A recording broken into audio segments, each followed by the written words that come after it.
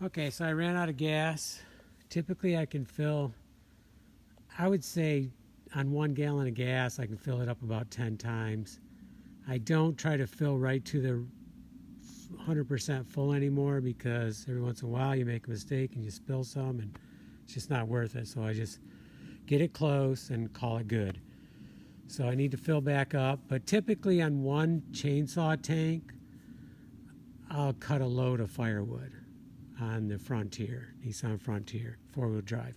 So it's a pretty good load. And I'm quite sure I do have a load cut here. I did not from there up to almost where the saw is. Those are almost all the way cut, but I didn't get all the way through, so I need to, once I get more off, roll it a little bit and then finish cutting it. But I still got some big blocks here, so although I thought this one was cut and I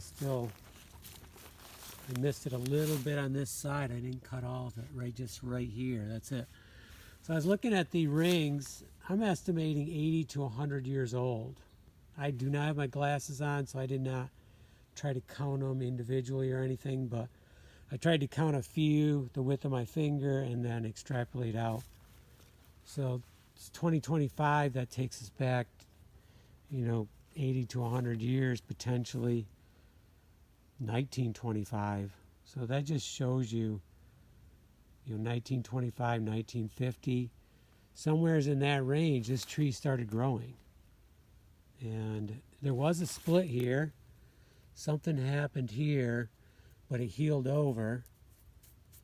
So I don't know what happened or what caused that. And it did go up about a good 8 feet.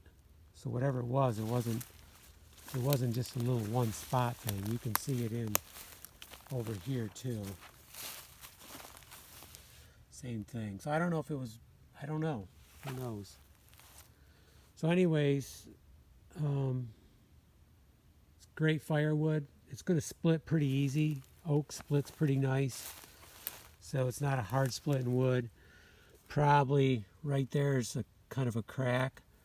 So I think it will go through here, but honestly you could take pieces off the side here pretty easily and just kind of flip them out. So it's not super hard. This is going to be the hardest part right here because it healed over. This creates a much harder part to split. So probably split it here, split it there, and leave that together. Okay, I'm going to probably get some more. Oh, and the chainsaw did run really good. It was the oil was blocked because then it ran great and the chain shows no sign of the brownish